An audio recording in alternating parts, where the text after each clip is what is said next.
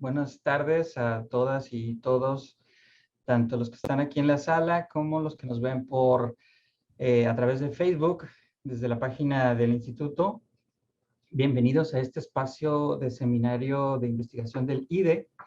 Como ustedes saben, este seminario pues, es muy importante para el instituto y se han presentado una diversidad de trabajos, de estudios, de investigación desde diferentes perspectivas y análisis. Y bueno, creo que la de hoy es una perspectiva muy interesante, muy importante. Es la perspectiva del estudio sobre la investigación sobre la didáctica. Y bueno, no solo por ser la investigación de la didáctica, sino por ser esta investigación desde la perspectiva de la observación etnográfica, lo que la hace, considero yo, doblemente interesante. Quiero dar las gracias a la coordinación de Lidia, al doctor Sergio Gerardo Málaga, a Alejandra Arroyo, a Vanessa Sandoval y a Claudia Rangel por la gestión y difusión del evento. Bueno, como ustedes saben, la logística de este evento va a presentar la doctora Tatiana Mendoza, por un aproximado de 50 a una hora, y posteriormente va a haber un espacio para preguntas y respuestas. Ustedes pueden ir anotando sus preguntas en el chat o por Facebook también, y entonces para que con la intención de que se haga un diálogo entre la investigadora y ustedes. Y bueno, quiero presentarles a la doctora Tatiana María Mendoza von der Borch. Ella es investigadora y consultora independiente en didáctica de las matemáticas. Es profesora en la Universidad Autónoma Metropolitana Unidad Lerma, doctora y maestra en ciencias en la especialidad en investigaciones educativas por el Departamento de Investigaciones Educativas del CINVESTAP. Es matemática por la Universidad Nacional Autónoma de México. Como parte de la formación de licenciatura, realizó una estancia en la Universidad de California en Estados Unidos. Ha presentado ponencias y publicado artículos en revistas nacionales e internacionales y un capítulo del libro titulado Matemáticas en la Escuela Primaria, Saberes y Conocimientos de Niños y Docentes, publicado en Argentina. Sus principales intereses tienen que ver con estudios didácticos de la medición y proporcionalidad, formación docente, análisis de interacciones sociales en el aula y educación inclusiva. Ha participado en varios proyectos de desarrollo curricular, algunos de alcance nacional, incluyendo una propuesta de actualización de programas de estudio de matemáticas en educación básica, autoría de libros de texto para primaria, secundaria y telesecundaria, elaboración de secuencias didácticas para escuelas multigrado y libros para docentes. Es miembro fundadora del Centro para el Desarrollo Profesional y la Investigación en Docencia Narciso Bassols y ha impartido numerosos cursos y talleres a profesores y asesoras de profesores en diversas entidades del país. La doctora Tatiana nos presenta el día de hoy la conferencia titulada Entre el azar y las elecciones, un recorrido laberíntico para analizar clases de matemáticas. Y quiero comentarles que yo le sugería a la doctora que se enfocara más a la parte, o quisiera énfasis en la parte metodológica, pensando en que como estudiantes, muchos de ustedes están precisamente en la toma de decisiones de la perspectiva metodológica. Bueno, pues sin más, Tatiana, te cedo la palabra. Muchas gracias por estar aquí. Bueno, no, al contrario, muchas gracias, Alide, por la invitación, y especialmente a ti, Juan, un amigo cercano y un colega que yo aprecio mucho. Entonces, me da mucho gusto estar aquí y también me da mucho gusto que tengan este seminario, porque nadie puede hacer una tesis solo, no hay manera, ¿no? Es muy importante ver cómo otra gente lo ha hecho y ver cómo otros lo están haciendo también, ¿no? Estos intercambios son pues indispensables para poder hacer una tesis. Entonces voy a ir al punto ya. Espera, me voy a compartir pantalla.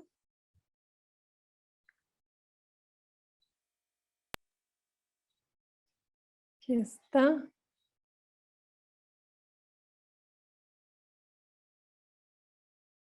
Listo, se ve, ¿verdad? Porque Sí, no se sí se puede hace. ver. Ahí está. Ahí Listo. está, listo. Bueno, entonces, pues eso, ¿no? La idea es contarles un poquito la cocina del trabajo de mi tesis de doctorado, como ¿cómo se llama eso? El backstage, lo que está atrás del escenario ahí, ¿no? Las distintas, el proceso, cómo fue el proceso. Y que quise empezar por cómo surgió el problema de investigación, el tema que yo quise trabajar. Em, Cuando yo hice la tesis de maestría en el 2000, entre el 2004 y el 2007, fue también una tesis en didáctica de las matemáticas. Y ahí me propuse estudiar cosas que tenían que ver con el porcentaje. Entonces yo me preguntaba, fui también a observar clases, ¿no?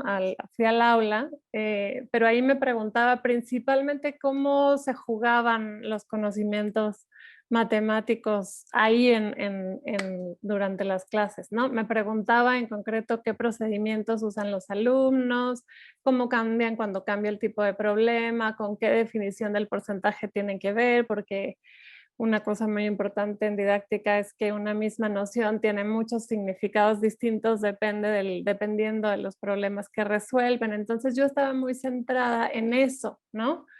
Que hay muchos trabajos que se dedican a eso y son muy importantes, siguen siendo muy, muy relevantes. Pero fui como agregando una cosa más, ¿no? Y es que cuando estaba haciendo las transcripciones, o sea, son esas cosas que uno de pronto se encuentra y que no necesariamente, eso me pasó, digamos, cuando ya llevaba 1 año y medio de la maestría, ¿no? Cuando estaba haciendo las transcripciones, me llamó la atención un fragmento muy largo que yo me saltaba, pero de pronto como a la quinta o sexta vez que me lo saltaba me di cuenta que ahí estaba pasando algo, ¿no? Que yo no había previsto. Y es que estaban Mario y Fabián, una pareja, o sea, porque estaban trabajando en parejas, en un extremo del salón y en el otro extremo, en la otra orilla, pues estaba Claudia. Claudia estaba hablando en la puesta en común, estaba diciendo algo de, digamos, Mario y Fabián estaban calculando porcentajes con el multiplicando, ¿no? Por ejemplo, el 70% se multiplica por 0.70. Así, multiplicaban por el decimal y se equivocaban un montón. Y acá Claudia estaba diciendo, pero para el 50% no tienes que hacer todo eso, sacas la mitad y ya está, ¿no? Entonces, Mario y Fabián, cada vez que hablaba Claudia, decían, ay, bien inteligente, ni siquiera sabe, se quiere hacerlo inteligente, se pasa, ni sabe, no sé cuánto, ¿no?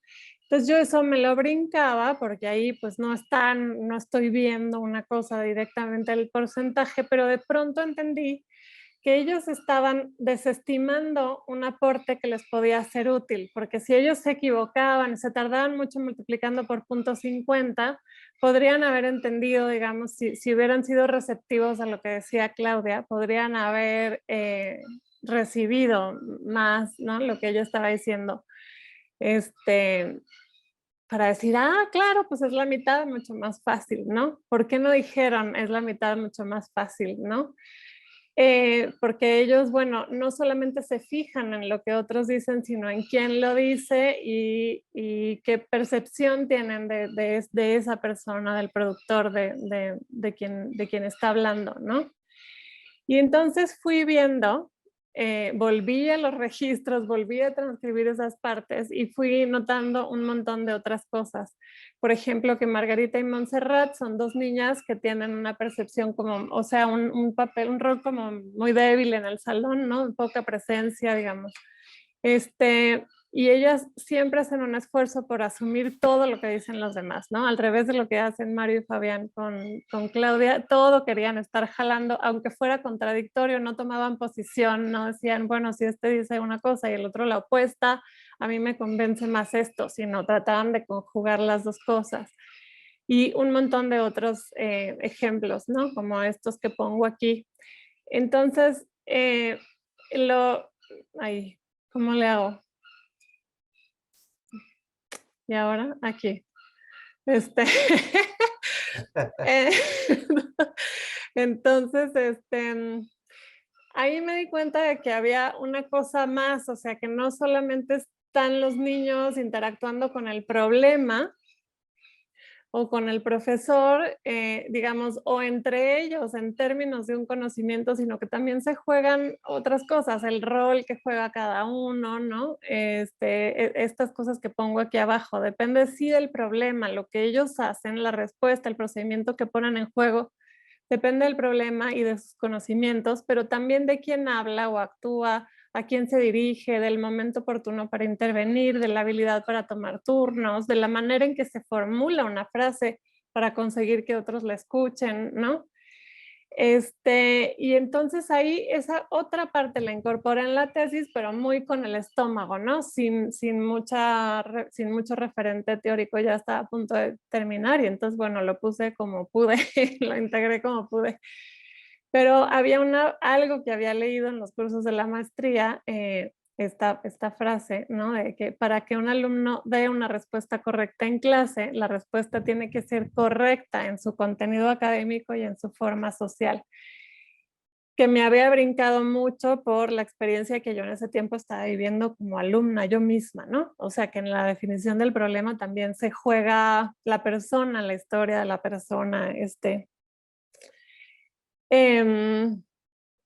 y yo me di cuenta que estaba mirando mucho esto del contenido académico, pero no tanto la forma social, aunque lo estaba viendo en el salón de clases y con el maestro y entre alumnos, que uno podría decir que con eso ya es social, no estaba considerando todas estas otras cosas que están en la segunda balita.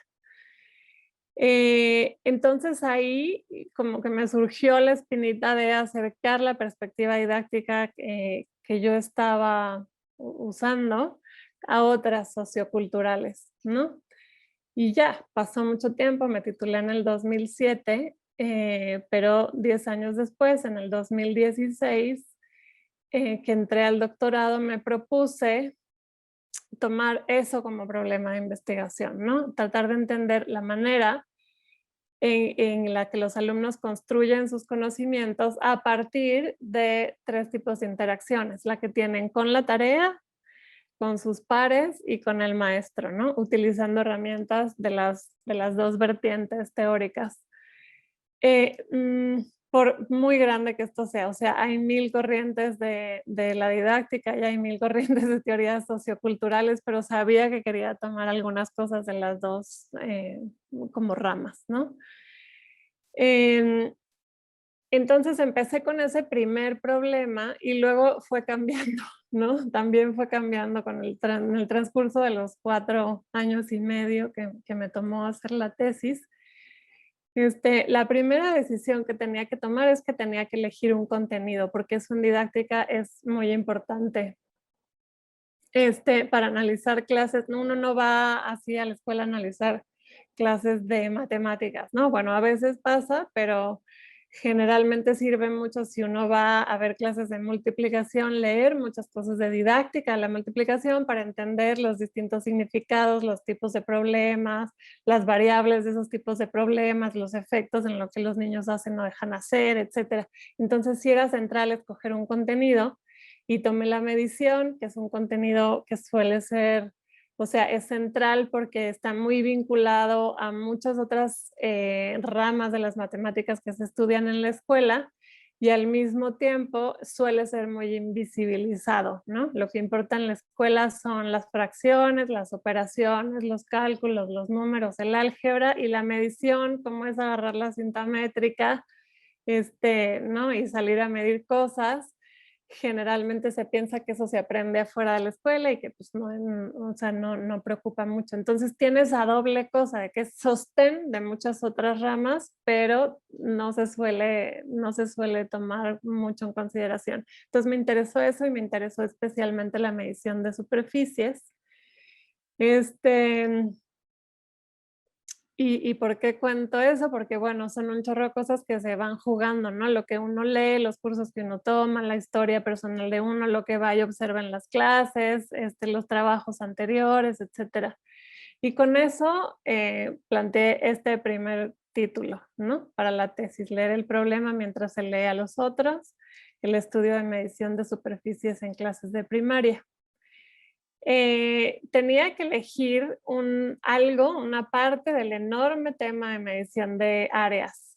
A lo mejor a ustedes no se les hace muy grande, pero voy a mostrar un poquito cómo la medición de áreas tiene distintos ámbitos, ¿no? Y en cada uno se puede estacionar hasta 20 años. Entonces, está por un lado la comparación directa de superficies, ¿no? Por ejemplo, ¿cómo le puede hacer para saber que si este gato es mayor que el pato o al revés, cuál es mayor de los dos? Si somos niños que no disponemos todavía de la fórmula, ¿no? O sea, de técnicas de cálculo del área, ¿cómo podrían esos niños saber cuál de los dos es más grande, ¿no? Y bueno, hay varias estrategias, recortando uno para empalmarlo con el otro, etcétera. Una de esas es tapizar los dos con piezas del tangram, como esta niña, y se da cuenta que los dos tienen las mismas piezas, se cubren con las mismas piezas, entonces tienen la misma área. Eso es un ejemplito de que aquí hay todo un ámbito muy grande que es la comparación directa de superficies. Hay otro que es la medición con unidades, ¿no? Como este problema en el que los alumnos van contando los cuadritos completos y luego juntan pedacitos para ver dónde acabalan un cuadrito más. Hay otro que es la fórmula, ¿no? Las fórmulas, todo el universo de las fórmulas que ya más bien tiende hacia el álgebra y que es lo que más suele tener legitimidad y presencia en la escuela. Y hay otros más, ¿no? Pero aquí quise mostrar 3 nomás para dar un ejemplo. Entonces, yo quise ir a ver la comparación directa de superficies, que ese trabajo que es más geométrico y no tanto todavía numérico ni algebraico, ¿no? Me interesó. Y quise ver eso en el aula, pero la superficie se me escurrió y quise plantearles este ejemplo porque eso pasa muchísimas veces. Uno quiere ir a ver una cosa y cuando llega al campo se da cuenta que esa cosa no está tanto o no importa tanto y más bien hay otras cosas que están pasando y hay que tener como como un ojo para poderse despegar, ¿no? De no aferrarse mucho a la idea que uno tenía de antemano. Entonces la superficie se me escurrió en parte porque decidí observar clases comunes, es decir, no hacer un diseño. En didáctica a veces se hace que uno hace un diseño de clases y se puede hacer en conjunto con la maestra, para probarlo con los alumnos y estudiar qué pasa con eso. Y al estudiar qué pasa con eso, se estudian esas situaciones, esos problemas que uno le plantea a los niños, ¿no? Pero yo decidí no hacerlo, sino observar las clases de la maestra tal cual como las da, ¿no? Y ahí pasaron varias cosas, ¿no? La superficie, para empezar, no está en los programas oficiales. Ahorita está en el programa oficial, pero en ese tiempo no estaba, no figuraba. Lo que figuraba en el currículo y en los libros de texto. De hecho, ahorita está en el programa, pero no está en los libros de texto, ¿no? Lo que figura más en los libros de texto es la medición con unidades, las conversiones, las fórmulas, y todo eso se sostiene sobre la comparación directa de superficies, pero la comparación directa de superficies no está. Es una muestra de tantas de la invisibilidad de esos conocimientos más bien locales, implícitos, chiquitos, que no tienen tanto prestigio, ¿no? Y entonces que se suelen como escurrir desde los programas oficiales, ¿no? Entonces, bueno, si no estaba presente ni en el programa, ni en los libros, ni los oficiales, ni los particulares, ¿no? Difícilmente lo iba a ver en la clase. Aunque la maestra sí decidió abrir un espacio, entonces, como no estaba presente, dije, bueno, mejor me voy a 5º grado y voy a ver las fórmulas, que es lo que más hay de medición de áreas en primaria, ¿no? Y ahí la maestra de quinto sí decidió abrir un espacio, ahorita les explico después por qué, de 2 clases para ver comparación directa de superficies, aunque no le tocaba, ¿no? Lo que a ella le toca, según la prescripción curricular, es las fórmulas. Pero en esas 2 clases planteó esas actividades que les dije, o sea, con las plantillas del Tangram, prever primero cuál creen que será mejor y luego comprobarlo con las piezas. Pero ahí lo que pasó es que uno va pensando una cosa con los niños y los niños se van por otro lado, ¿no? Eso pasa todo el tiempo, y no solo con niños, pues. Lo que pasó es que la superficie no era muy visible para los alumnos, o sea, eso de decir lo que hay adentro, la extensión, es mucho más complejo y mucho más abstracto de lo que nosotros habíamos anticipado.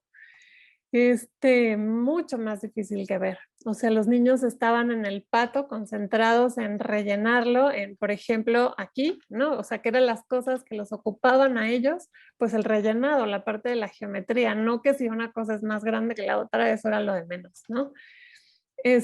Acá, por ejemplo, este niño tiene ya 6 piezas puestas, el Tangram es un rompecabezas, se me olvidó decir lo que tiene 7 piezas, le falta poner la última, que es un cuadrado, pero no cabe aquí el cuadrado. Entonces un compañero pone un triángulo igual a este que ya está puesto acá. Está poniendo un triángulo en un espacio que es pentagonal, ¿no? Pero que se parece mucho al triángulo. Entonces, ese tipo de cosas son las que ocupaban a los niños, ¿no? Si cabe el triángulo en ese espacio, dónde y cómo van los triángulos grandes, yo sé, ¿no? Hay unas plantillas, la del gato que les enseñé, donde tiene muy claramente marcado dónde va el paralelogramo, ¿no? Entonces es como, yo sé que va ahí, pero ¿por qué no puedo ponerlo? Y es porque lo giran, lo giran, lo giran y no se les ocurre reflejarlo, ¿no? Si los ángulos rectos de las piezas van en las esquinas del molde que es cuadrado, ese tipo de cosas los ocupaban a ellos. No las formulaban así como yo las estoy poniendo acá, porque estoy haciendo pues un resumen muy rápido, pero eso era lo que ellos ponían en juego, eso era lo que discutían, eso era lo que les tomaba tiempo, etcétera. Y la superficie ¿cuál es más grande? Pues quién sabe ya, porque me preguntó la maestra o me preguntó la observadora, lo digo rápido, ¿no? Pero lo que realmente fue para ellos un problema fue el asunto de las configuraciones geométricas. Entonces, bueno, una doble razón por la que se me fue la superficie y ahí yo me tuve que plantear, digamos, tenía unos poquitos datos de la superficie, digamos, si unos alumnos se tardaban media hora armando las plantillas, dedicaban 3 o 4 minutos a decidir cuál era la más grande, ¿no? Yo me tuve que plantear si me iba a quedar con esos poquititos datos que tenía para a fuerzas ver algo de la superficie, o sea, si iba a hablar en la tesis de lo que yo había previsto que iba a hablar o voy a hablar de lo que me encontré, ¿no? De lo que está pasando ahí en mi nariz y lo que está, o sea, voy a hablar de lo que a mí me importaba hablar o voy a hablar de lo que les está importando a los niños, esos niños que yo quería observar. Entonces, bueno, cambié, ya no iba a estudiar comparación directa de superficies, sino fórmulas, que es el contenido más presente de las 18 clases que observé, 16, la maestra dedicó 16 a las fórmulas y 2 a la comparación directa, ¿no? Más presente en las escuelas, en los programas, libros, preocupaciones de padres, y digo preocupaciones de padres porque sí vi a algunos llegar al aula a preguntarle a la maestra a media clase por qué se había equivocado su hijo en un problema del área del triángulo, no sé cuánto, de la base por la altura sobre 2, etcétera, ¿no? Y a las autoridades también, ¿no? Y colegas. Entonces, esto es lo que está más presente, digamos, para resumir en el mundo adulto, ¿no? En el trabajo de los niños, en la actividad de los niños, lo que estaba más presente eran las configuraciones geométricas. Entonces yo decidí estudiar esas 2 cosas en la tesis, ¿no? Lo que más vi finalmente, y sí me costó mucho trabajo despegarme de la comparación directa, pero creo que fue una buena decisión. Entonces, bueno, ahí cambió un poquito el problema, ¿no? Otro cambio de foco fue la preocupación cada vez mayor por tratar de entender qué estaba pasando con los niños con dificultades. El nombre es espantoso, ahorita no voy a hablar de eso, no he encontrado todavía un nombre más digno, ¿no? Para hablar de los niños que se van quedando atrás, que a veces por faltar mucho o por tener un diagnóstico o por 1000 razones, a veces los sientan en una mesa separada, a veces con los demás, ¿no? Pero son estos niños que son percibidos como que tienen algún tipo de atraso, que no alcanzan a los demás, ¿no? Que no siguen el ritmo de aprendizaje que se quisiera, digamos. Entonces, estos niños me interesaron por varias razones. En primer lugar, en los trabajos didácticos centrados en el funcionamiento de una noción matemática, a veces no se ven tanto, ¿no? Ahora se han ido incorporando cada vez más a los trabajos en didáctica. Hay cosas hechas en Argentina muy interesantes, por ejemplo, pero es una preocupación nueva. Y sobre todo que me encontré 8 niños de un grupo de 34, ¿no? De los que me decían, bueno, a ella le doy el libro de tercero porque no puede con los problemas de quinto, bueno, ella tiene un trastorno de no sé cuánto, este niño yo creo que tiene un trastorno, pero su mamá no ha querido hacer todo el procedimiento de diagnóstico, etcétera. O sea, 8 niños referidos a mí por la docente, por sus compañeros y también por las autoridades de la escuela como niños con X o Y etiqueta vinculada a la dificultad académica, ¿no? Y también es que ahí en su actividad se ve con mucho más claridad la articulación entre la interacción con niños, de los niños con la tarea y la interacción con los pares. Al rato les voy a mostrar un ejemplo.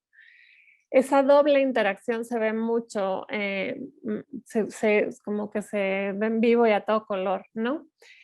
Y finalmente me interesó porque ahí se ve también mucho la tensión entre lo que hacen los alumnos y lo que se espera que hagan, ¿no? Eso muy desde el principio lo vi con el ejemplo, por ejemplo, que les conté de la superficie, en donde los niños están preocupados por las configuraciones geométricas, pero curricularmente ya hay que llegar a la fórmula que está como a 3 pueblos más adelante, ¿no? O sea, que requiere mucho trabajo, y entonces siempre la maestra está en un jaloneo entre lo que ve que le hace falta a los alumnos y lo que ella se siente responsable de enseñar.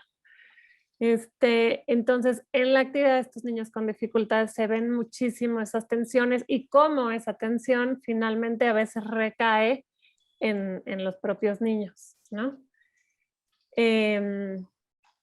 Entonces, bueno, un último giro del trabajo del problema es que también fui viendo que ninguna interacción cara a cara, o sea, ninguna plática, ninguna discusión entre los alumnos o entre los alumnos y con la maestra puede entenderse solamente lo que está pasando ahí. Eso lo ha destacado mucho Nespor, ¿no? Pero yo lo fui viendo como ahí la carnita estando ahí en la clase, que ya me lo habían advertido desde que presenté el proyecto, pero no hice mucho caso. Yo quería ver interacciones micro, ¿no? No me interesaban los fenómenos más amplios, pero me di cuenta que esos fenómenos se jugaban ahí en la interacción de todos los días en el aula, ¿no? Y tengo un montón de ejemplos.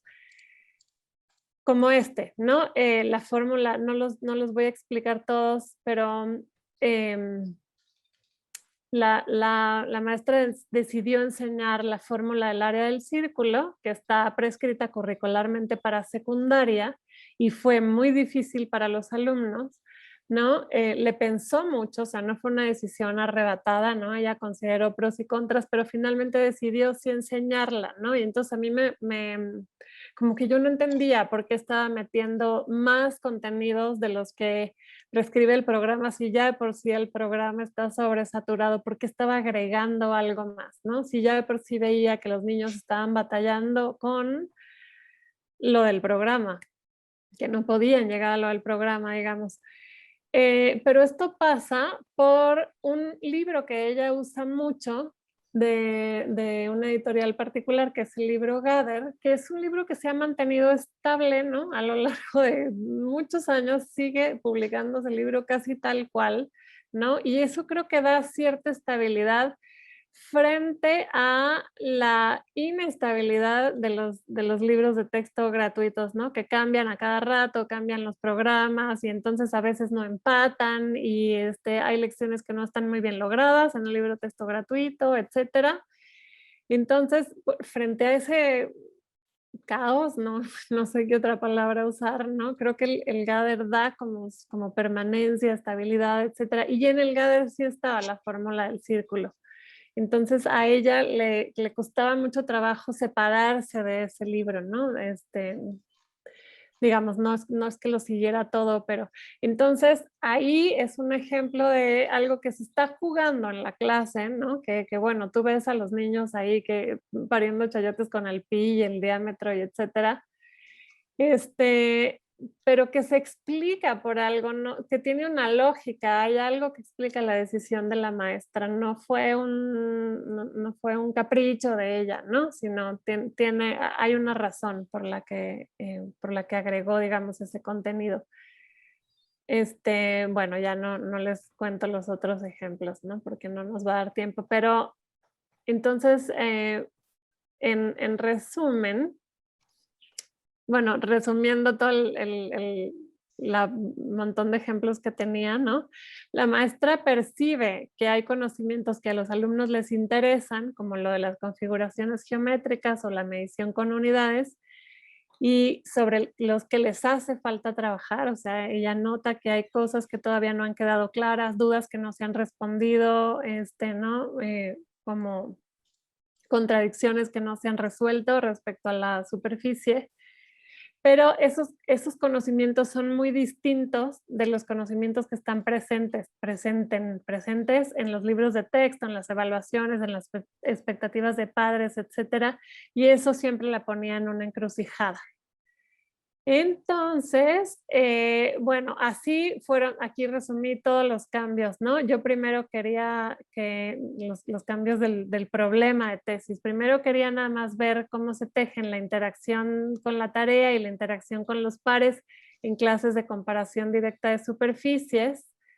Luego cambié la comparación directa por configuraciones geométricas y fórmulas. Luego agregué la actividad de los alumnos con dificultades. No solamente observé a estos alumnos, porque los observaba en interacción con quien sea, o sea, con quienes ellos estuvieran, ¿no? Ahí resolviendo, pero sí fue como un foco, ¿no? De la tesis. Y esto un poco para entender, o sea, como que con una preocupación un poco más profunda, que era tratar de entender las tensiones entre los conocimientos de alumnos y contenidos curriculares. Entonces, y bueno, esas tensiones, considerando tanto las interacciones en el aula como las que exceden sus paredes, ¿no? Como este ejemplo del círculo. Entonces, al final, lo que estudié fue esto que está aquí al final, aquí abajo.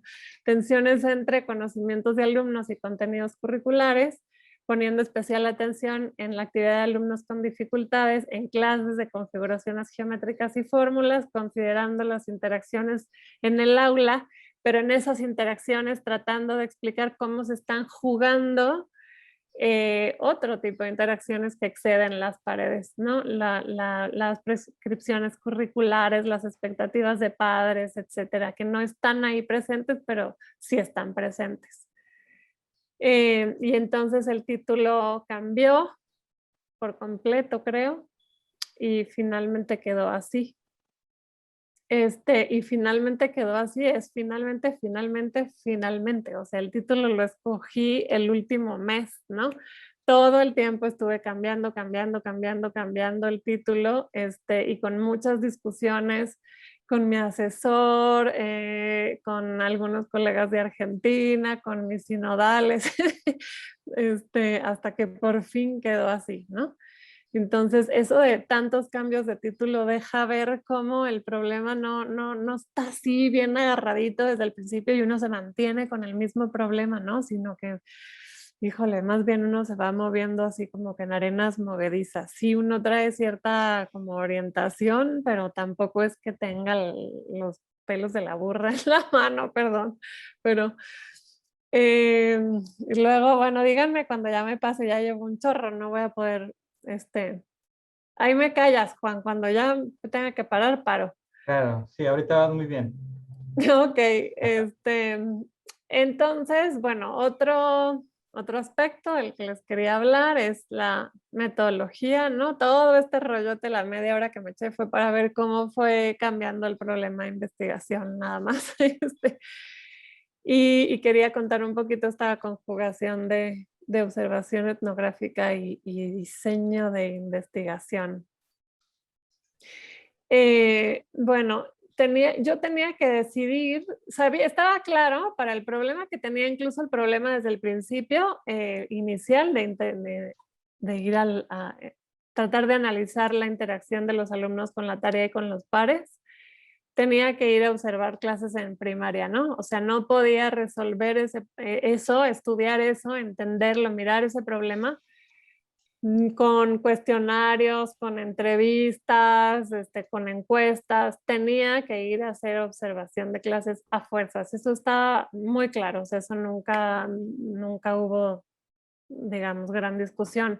Pero lo que sí me costó mucho trabajo decidir y que hubo muchas discusiones con asesor y con sinodales fue esto, ¿no? Si iba a observar clases en las que la maestra da todos los días, clases comunes se le dice a veces en didáctica, o iba a hacer un diseño de una secuencia. Yo sentía, como en didáctica se le da mucho peso al problema que los niños resuelven, ¿no? A la situación didáctica, sí, la tarea que se les pone a los niños.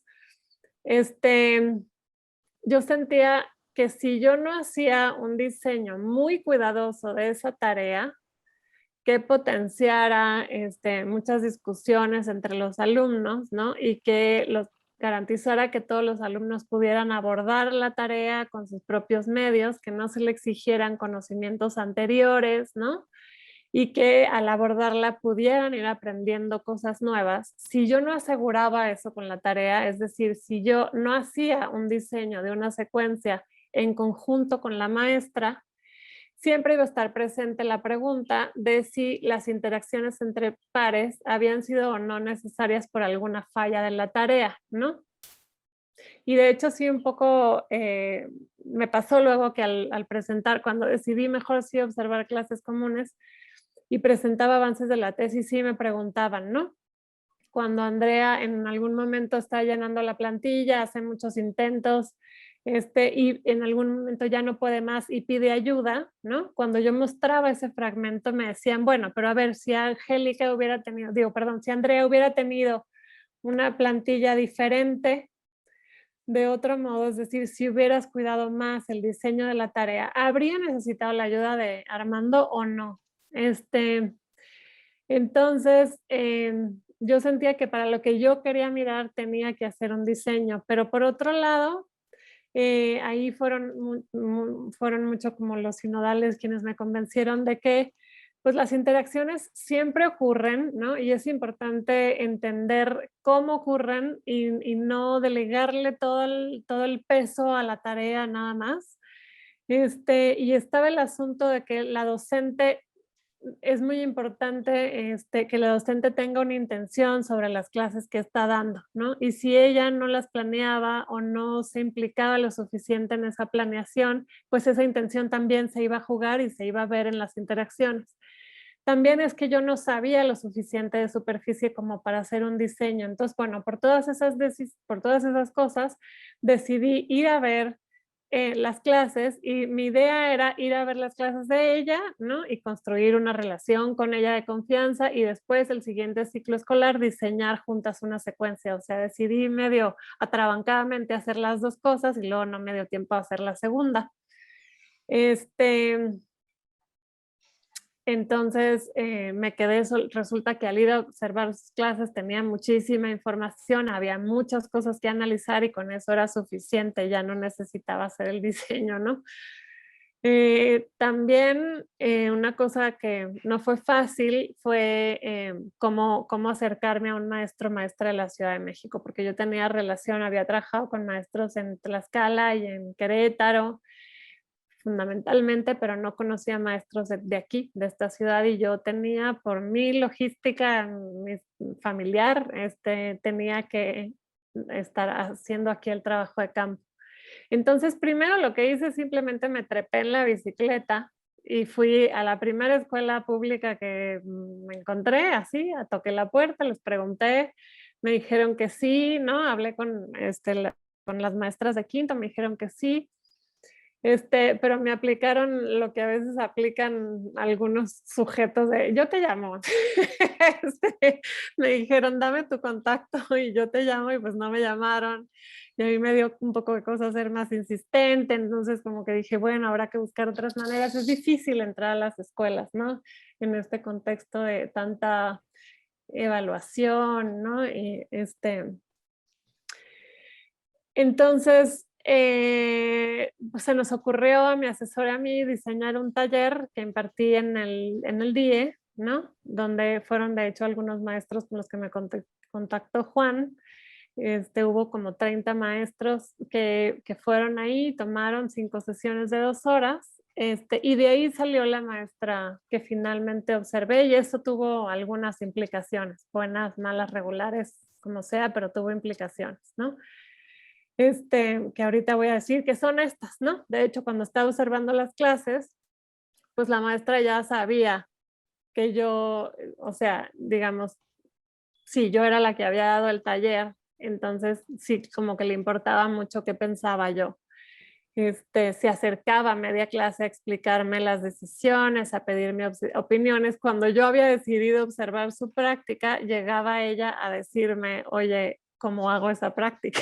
O sea, ¿tienes alguna sugerencia? ¿Me recomiendas algo? ¿No? Y yo decía, no, pues es que yo quiero ver lo que tú haces, no sé.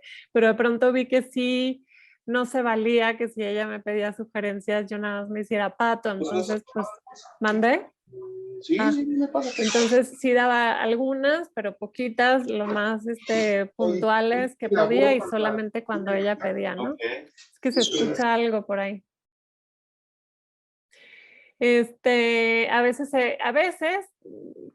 Agarramos mucha confianza ella y yo, entonces a veces ella tenía que hacer, pasó muy pocas veces, pero sí tenía que hacer alguna cosa administrativa urgente, y entonces me decía, oye, te puedes encargar tantito de mi grupo, ¿no? Y yo dejaba las notas y lo que yo tenía en la computadora para irme a encargar, y entonces eso sí fue muy impresionante, porque era de cómo resuelvo en el momento, están a medio calculadera de áreas de círculos, ¿qué hago con esto, no? Y luego platicábamos mucho en clase, en el recreo, por WhatsApp, etcétera, incluso un año después, y yo después trabajé con ella para otro proyecto en el que estaba, entonces iba a su casa y ahí seguíamos hablando de estas clases, ¿no? Cuando había algo que yo no entendía bien, que no sabía bien cómo explicar, quería como incorporar el punto de vista de ella, entonces le preguntaba, oye, ¿por qué pasó esto? ¿O qué pasa con tal alumna? O así. Entonces, bueno, observé 18 clases que duraban entre 1 y 2 horas, más o menos. Eso estuvo bueno, pero creo que ahora sí más bien recomendaría quedarse toda la jornada escolar, porque ahora sé que algunas cosas que pasaban en la clase de matemáticas, uno se las podía explicar también viendo las otras clases, ¿no? Entonces me hubiera gustado quedarme todo el día completo, incluyendo el recreo, no grabando todo el santo día, pero sí estando ahí yo presente, ¿no? Yo iba, a diferencia de cuando uno hace un diseño que sí pone unas fechas más o menos acordadas con flexibilidad, pero sí con anticipación, ¿se acuerdan? Ahora yo iba cuando la maestra me decía que iba a ver el tema. A veces eran 2 días seguidos porque se había quedado algo pendiente de la clase anterior, y a veces pasaban 2 semanas entre una observación y otra que yo hacía, ¿no? Porque me decía, no, espérame, ahorita no puedo trabajar el tema porque va a venir un examen y entonces los tengo que preparar, o me tengo que dedicar a otros temas o lo que sea, ¿no? Y me llamaba y me decía 2 semanas después, mañana voy a dar la clase.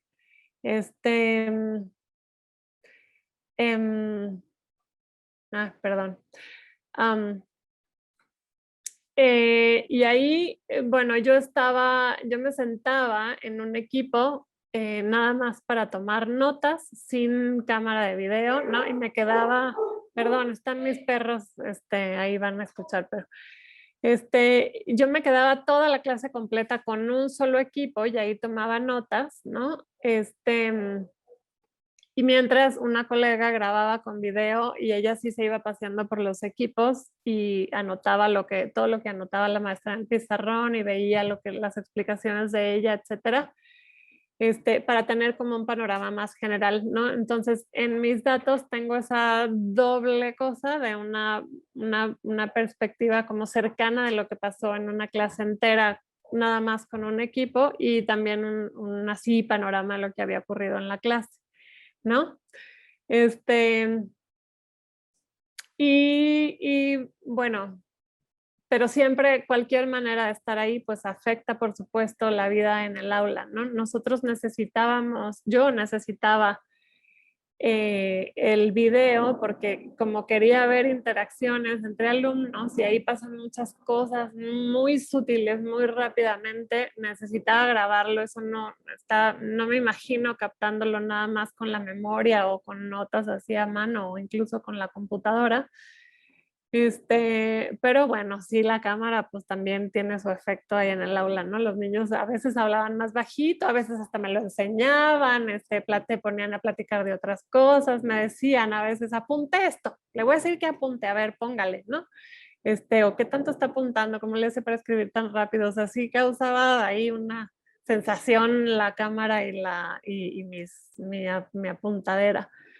Y la maestra, bueno, también lo que ya les conté, ¿no? Entonces, uno nomás por estar ahí, sí hay ahí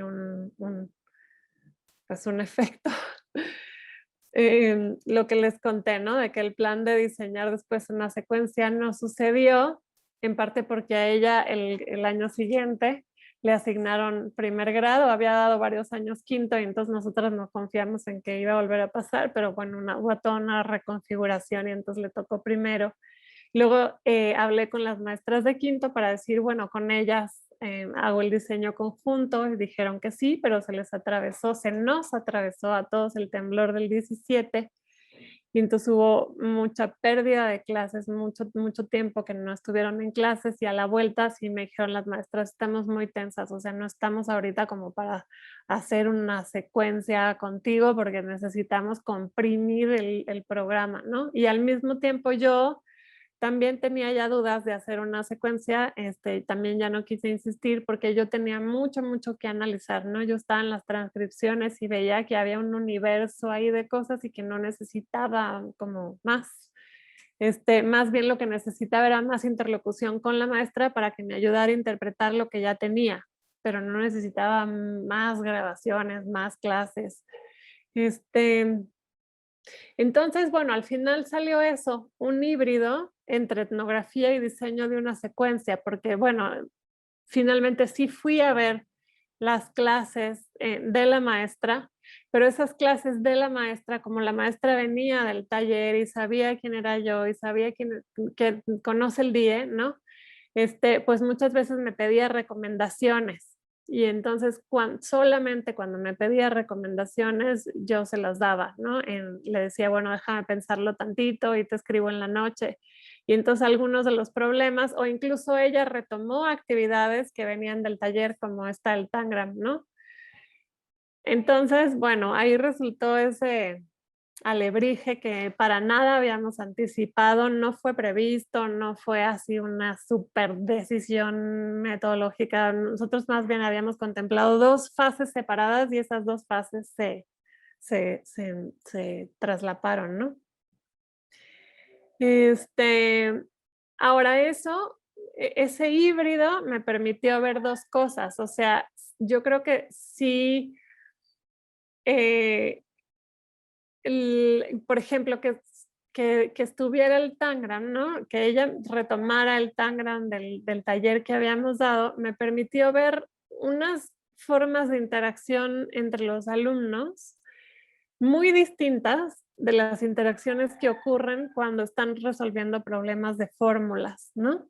son bien diferentes. Entonces, para mi problema de investigación sí estuvo bien esa manita nuestra que metimos ahí, ¿no? Mía y de mi asesor. Por otro lado, si solamente hubiera sido un diseño nuestro y no hubiera visto clases de la maestra, no me hubiera enterado de un montón de cosas. Una de ellas es que, por ejemplo, las cuadrículas, la maestra usaba muchas cuadrículas cuando nosotros en el diseño estábamos pensando en cosas más sofisticadas de geoplano y no sé cuánta cosa, pero ahí vi que las cuadrículas son una actividad fecunda, fértil, dan pie a muchos procedimientos diversos, pueden jalar a muchos alumnos, les interesan los alumnos y no requieren mucha producción de material para la maestra, ¿no? Es una hoja cuadriculada con algunas figuras, o sea, es viable, es factible en el aula. Entonces yo ahora valoro muchísimo las cuadrículas y antes no las tenía tan presentes, no reparaba tanto, ¿no? En lo buenas que pueden ser para trabajar el área. Entonces es un ejemplo de cómo sí sirvió un poco meter, o sea, un poquito de diseñito nuestro, pero también la observación de clases de la maestra, las dos cosas, ¿no? Quería decir nada más de la información que dan el video y las notas, porque de eso siempre hay mucha discusión, de si uno va al trabajo de campo. Hay quien va al trabajo de campo y no toma ni siquiera notas, ¿no? Simplemente está ahí y luego llega a su casa y registra todo lo que puede. Hay quien va y va con una grabadora, hay quien va con un cuaderno para apuntar, hay quien va con una computadora y está tecleando y hay quien va con video, ¿no? Y bueno, cada uno de esos, o sea, sí es importante que esa decisión se tome y se piense con cuidado, porque de eso dependen mucho los datos que uno va a tener y el papel de uno también ahí en el trabajo de campo, ¿no? Para mí fueron muy importantes tanto el video como las notas, por lo que les decía, porque el video... o sea, no me imagino cómo podría capturar sin video, ¿no? En una resolución de 3 minutos, qué dicen, a quién voltean a ver o qué voltean a ver, qué piezas están tomando, por ejemplo, aquí en el Tangram, qué pieza agarra, dónde la pone, en qué posición, cómo la reacomoda, desde dónde está viendo la plantilla, los tiempos de pausa, el volumen, el tono de voz, la postura corporal, la disposición de materiales, ¿no? Y todo eso en 3 minutos, para poner un ejemplo de la disposición de materiales, hay un momento en el que están resolviendo. Un niño ya terminó el problema y la otra no ha terminado y pone su estuche con materiales en medio, ¿no? Es como si pensara que como ella no ha terminado, le va a querer copiar y no quiere que le copie y entonces mete el estuche. Y eso yo no lo registré cuando estaba ahí con el equipo, lo registré hasta que vi el video porque lo pone como con mucho énfasis, así como de veras tapando, ¿no? Y por ejemplo, la postura corporal de que estoy hablando, ¿no? Cosas como esta. Aquí es este momento en el que les contaba que Andrea ha intentado muchas veces resolver esta plantilla, cubrir esta plantilla, rellenarla, y no puede y le pide ayuda a Armando. Armando pone piezas y entonces uno pensaría como, chin, ya le soltó el problema a Armando y ahora esta niña Andrea ya no se va a hacer cargo, ¿no? Pero Andrea, cuando Armando pone esta pieza que se ve aquí, está dejando un hueco, si se fijan, entre este huequito blanco, ¿no? Entre la pieza y la orilla de la plantilla. Y la niña hace así, la cabeza está abajo y le dice, creo que así no va. Entonces, ese gesto y el creo que así no va, deja ver que la niña está pidiendo ayuda, pero no se está desentendiendo del problema, no lo está delegando a otro niño, está ella ahí, o sea, no está pudiendo sola, pero sigue estando presente, sigue estando interesada y sigue interviniendo en la resolución. Entonces, ese gesto de voltear a ver, dice mucho, ¿no? Ese tipo de cosas son muy difíciles de captar sin el video. Entonces depende del problema de investigación que uno tenga, si se va a necesitar o no.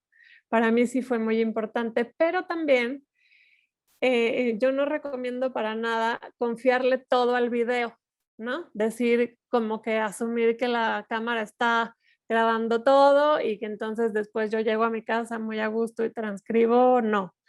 Yo les digo, ¿no? Que yo me sentaba con un equipo y ahí hubiera sido muy incómodo sentarme toda la hora o las 2 horas de clase con una cámara sobre un equipo. Se me hizo como muy invasivo, o sea, como que no iba a fluir la cosa, como que realmente no sé, no me sentí, no quise, ¿no? Y entonces ahí más bien sí capturaba como podía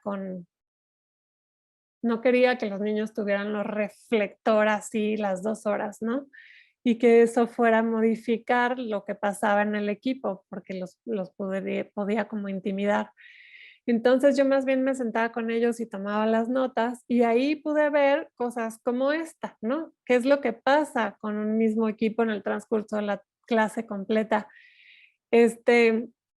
Y tengo este ejemplo de un problema que en la lección se plantea como para 5 minutos. Se pide que copien este paralelogramo A, pues cópialo en la cuadrícula y luego vas a hacer un chorro de cosas del área, ¿no? Y el cópialo en la cuadrícula, en la lección del libro texto está como una consigna chiquitita, o sea, como algo que se va a resolver rápido en 3 minutos, pero a esta niña le toma toda la hora el copiar en la cuadrícula.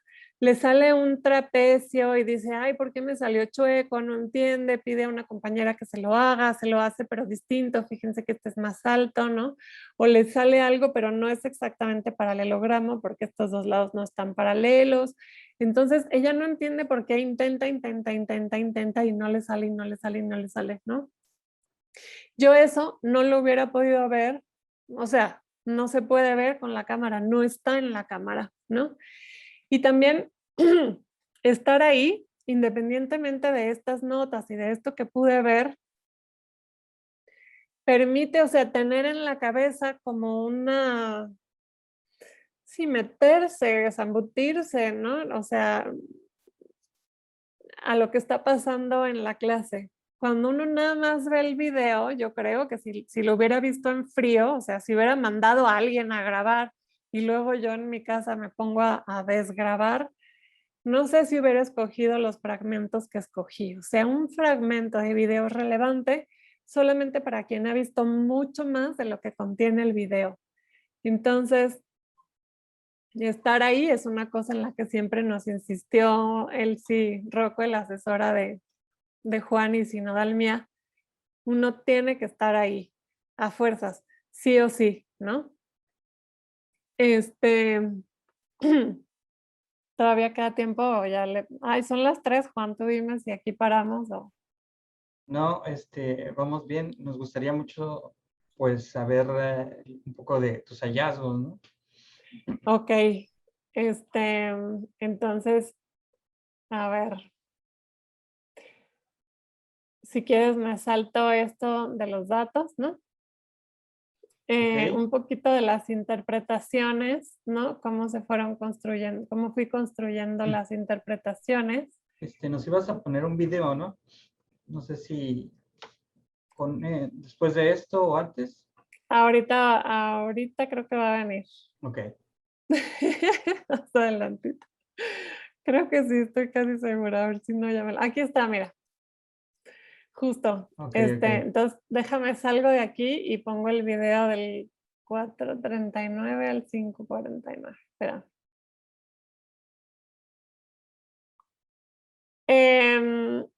Lo que quiero mostrarles son como cambios en la forma de ver un mismo fragmento, ¿ok? Se los voy a Ok. pasar, les voy a pasar un pedacito y les voy a contar cómo fue modificándose mi Ujú. interpretación. Muy bien. Entonces al 5:49 voy. Ahí está. Este es un Ok. equipo en el que están 4 niños. Acá esta es Andrea, la que les dije, ¿no? Que es una de estas niñas con dificultades que normalmente le dan el libro de tercer grado, alguna lección del libro de tercer grado, o sea, una tarea diferenciada, distinta a la que resuelven los otros.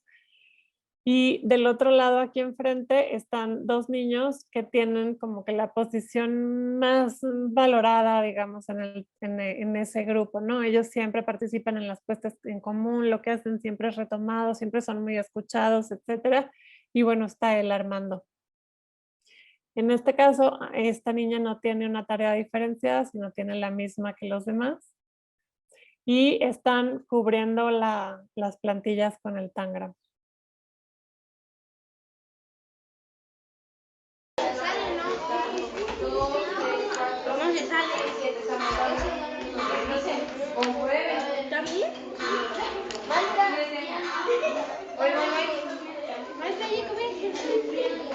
Igual aquí ustedes.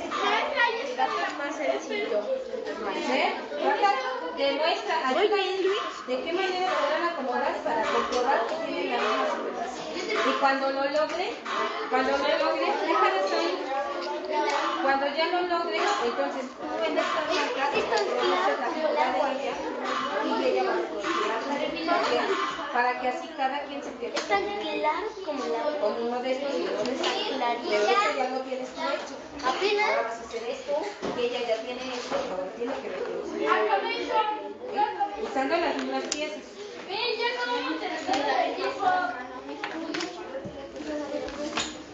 ¿Cómo vas, Angélica? Bien, ¿Sí? Ah, y ya.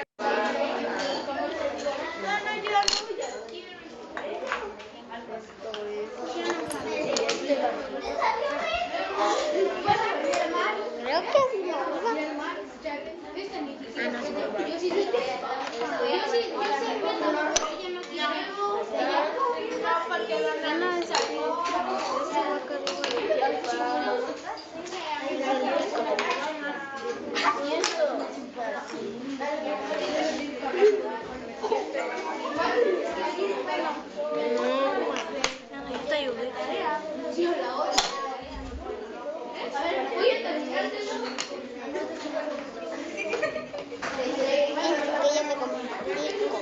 Es que triángulo Ah, el gato está bien fácil. Mejor me hubieras dejado el gato. Tú dijiste. No, tú me dijiste.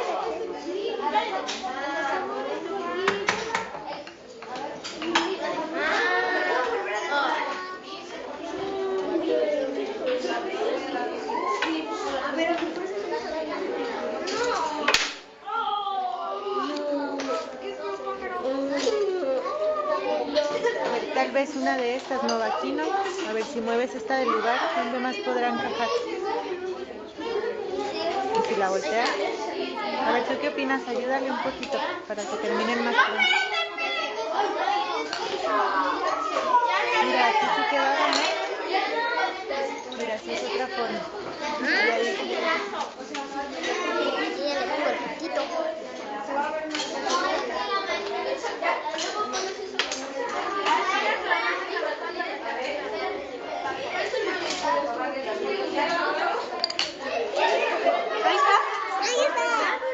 Ya me salió. Ya lograron acomodar el Tangram en sus dos figuras, ¿verdad? Y perdón, la última son 2 minutos más nomás en el 50. Aquí, bueno, aquí lo que se ve es cómo logra armar el pato, ¿no? Después en el minuto 50.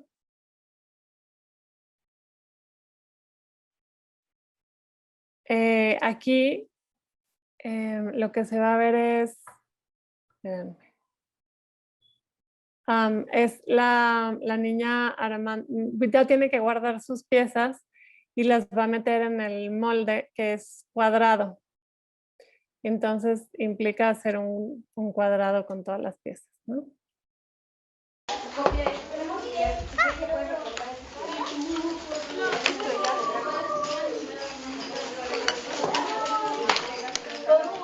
Ya se desarmó. Uy, eso estuvo cerca.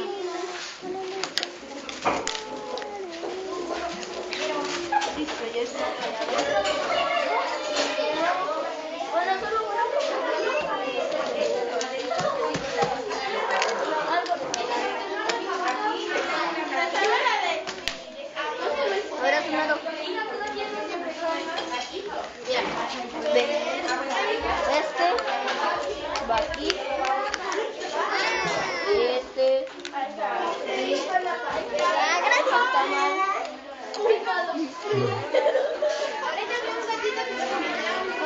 Con la pantera rosa.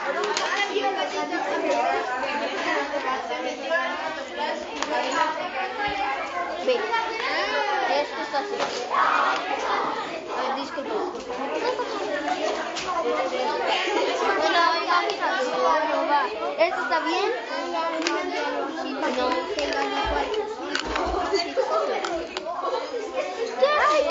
A ver, chicos. Esto va así. Esto quedó aquí. Entran 3 en cada casa. Esto no. Sí, niño. Ve esto. Ve esto, yo lo puse aquí. Aquí va esto. No, cuando ella escape, porque van por sí,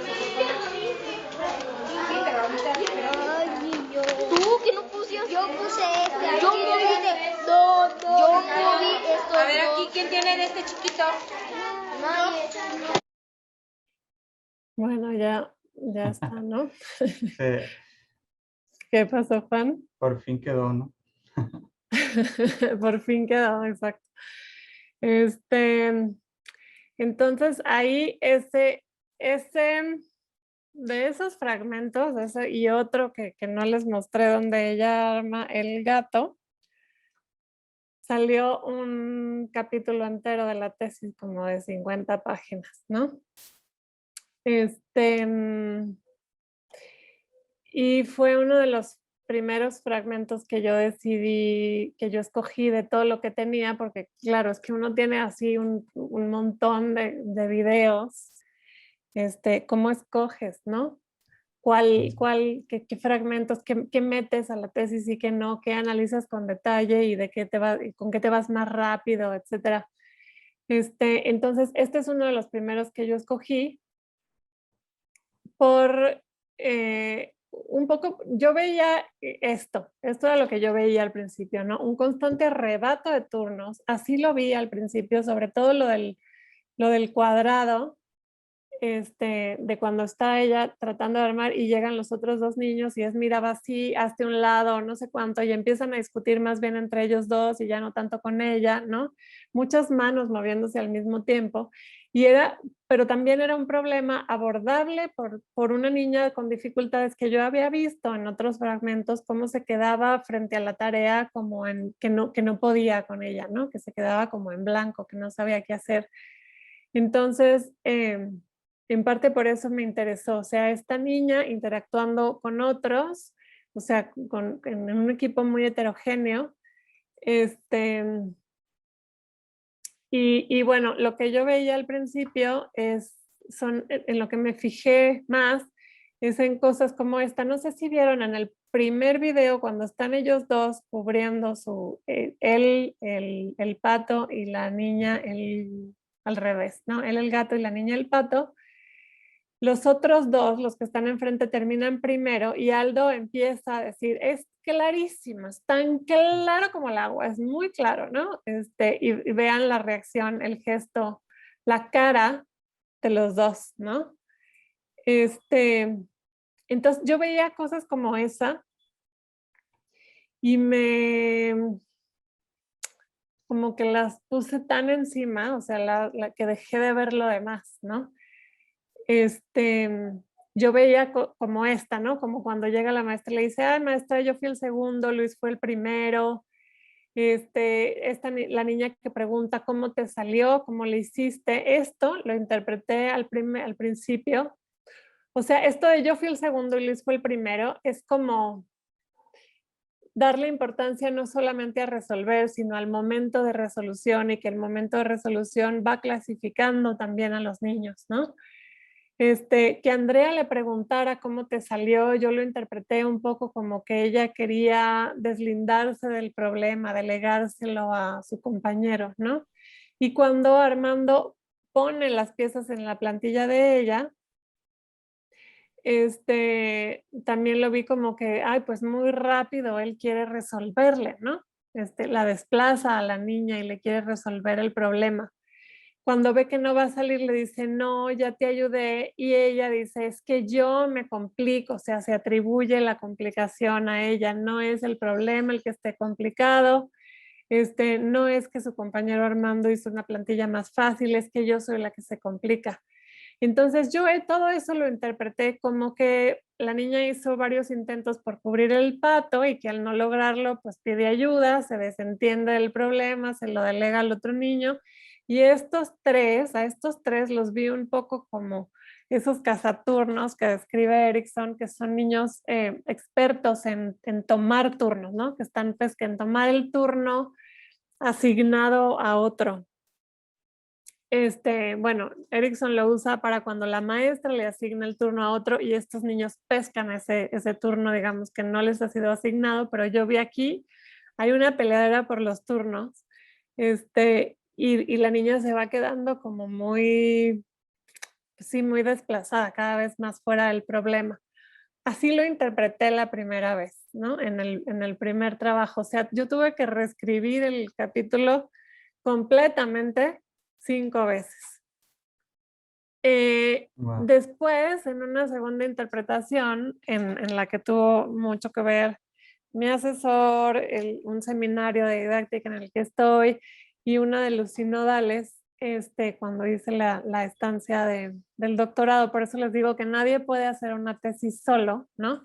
Es que me preguntaban, a ver, pero, o sea, ¿de veras son esos tiburones? ¿De veras están atrapando turnos? ¿O será que el niño está ayudando porque no sabe resolverlo él, ¿no? Y su manera de ayudar es resolver, o sea, no tiene algo, un tip que darle, o sea, eso sería como mucho pedir.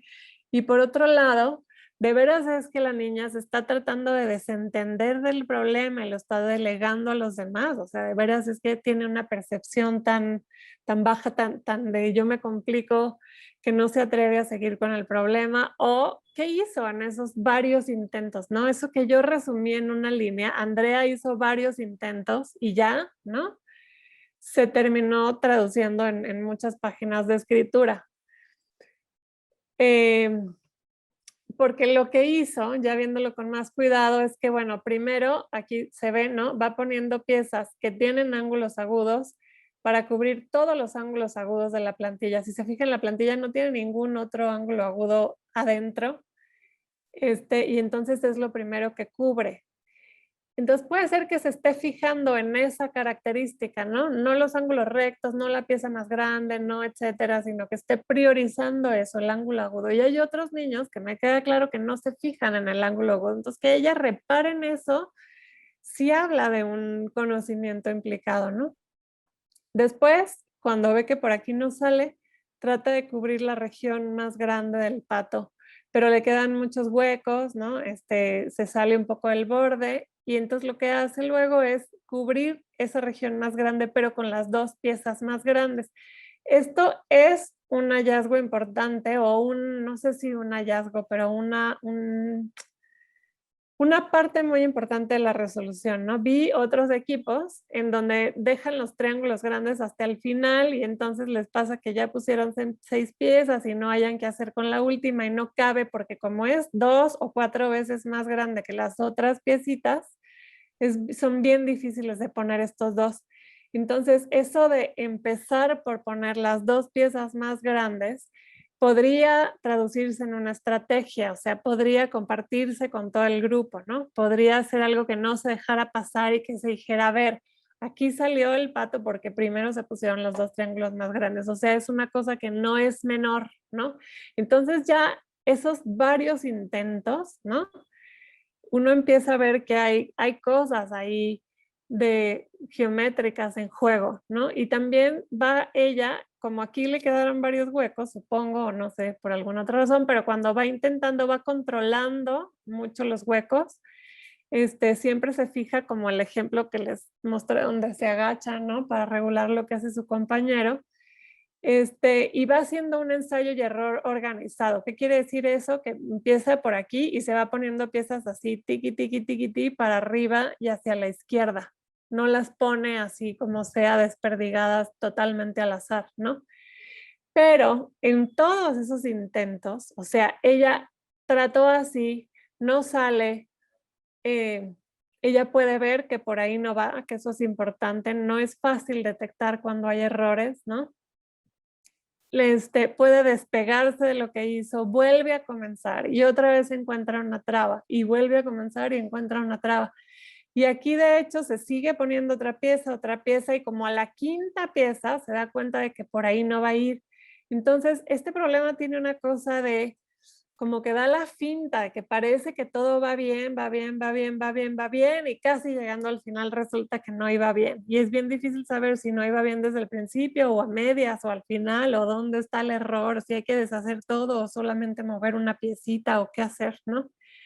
Y es en ese momento en el que termina su compañero y ella le pide ayuda. Entonces no es que, digamos, aquí la segunda interpretación es, no es que Andrea esté delegando la responsabilidad del problema a Armando, ¿no? Sino que todo esto que les conté, puede intentar darse cuenta de que por ahí no va, rehacer, etcétera, ¿no? Y no es que Armando intervenga para desplazarla a ella, sino que fue convocado, le llamó a Angélica, le dijo, ¿cómo le hiciste? ¿No? Y como no sabe, porque él no resolvió el pato, sino el gato, no tiene idea cómo resolver, el único recurso que tiene para ayudar es resolver él mismo. Entonces ya ahí la interacción entre estos dos, entre ellos dos, la vi de una manera completamente distinta de como la había visto al principio, ¿no? Y que ayudó, o sea, un análisis más fino de la interacción con la tarea, las 3 fotografías que les mostré, ver con más detenimiento qué hizo en esos varios intentos, ¿no? Me llevó a un mejor análisis de las interacciones entre ellos. Y luego una tercera interpretación que me implicó reescritura otra vez, ¿no? Es que al darle yo más peso a esa interacción con la tarea, ¿no? Y a los conocimientos de Angélica, o sea, al decir, mira, se está fijando en los ángulos agudos, mira, se está fijando en la región grande, mira, se está partiendo de las 2 piezas más grandes, mira, es un ensayo y error organizado, como que le di tanto peso que todo parecían como conocimientos de ella muy fuertes, muy establecidos, muy explícitos, que los tenía muy dominados, como que no había ensayo y error ahí, no había prueba, no había elecciones fortuitas, etcétera, no había azar.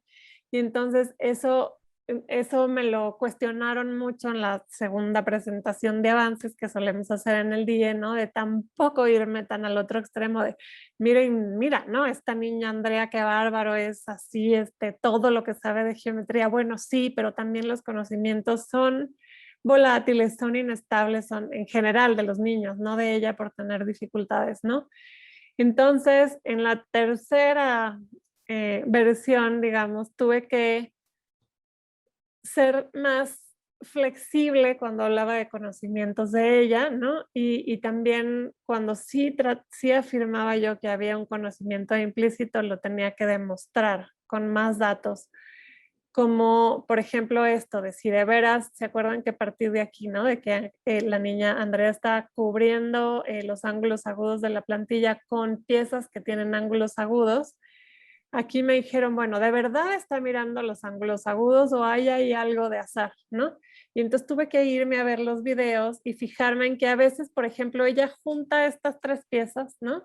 Y las junta a partir de este puntito, de este vértice, o sea, está haciendo coincidir ángulos agudos. De todo lo que tienen las piezas, lo que ella reúne son los ángulos agudos, ¿no? Luego acá, cuando va con este procedimiento, tiqui, tiqui, ti, y aquí encuentra que no cabe el triángulo, lo que hace es llevárselo para acá, que es de la misma manera como lo hizo acá. Después, cuando su compañero Armando pone el triángulo así, la niña lo desplaza para acá, es como si hubiera visto esta misma L reproducida acá arriba, ¿no? O sea que empieza a ver ahora un ángulo que no es agudo, sino recto, pero después más adelante vuelve a voltear el triángulo y lo pone como lo tenía antes, o sea, esa insistencia en poner así, así, así el triángulo chico, creo que ya no es azar, sino es una como intuición de ella que le dice que así va, ¿no? Como que está viendo no toda esta región medio amorfa, sino que está viendo un pico del pato y al final, cuando le sale, sí dice, lo dice. Ah, y aquí le pongo el piquito, ya me salió, ¿no? Entonces, sí está como identificando el pico del pato con un rasgo de la pieza, y lo que se ve ahí es un ángulo agudo, aunque ella no lo formule así. Entonces tuve que explicar todo esto para demostrar que sí estaba, digamos, poniendo en juego los ángulos agudos, ¿no? Y eso implicó, bueno, eso, reescritura casi por completo de todo el capítulo 5 veces, ¿no? Y volver a ver las notas, etcétera, las notas, seguir leyendo, etcétera. Entonces ya, ahora sí aquí voy a parar. Está bien. Porque ya me colgué mucho. ¿Ya? Ok. A ver, esa última lámina te daría como la conclusión. Sí, a ver, ¿quieres que la ponga? Sí, Voy, por favor. ¿eh?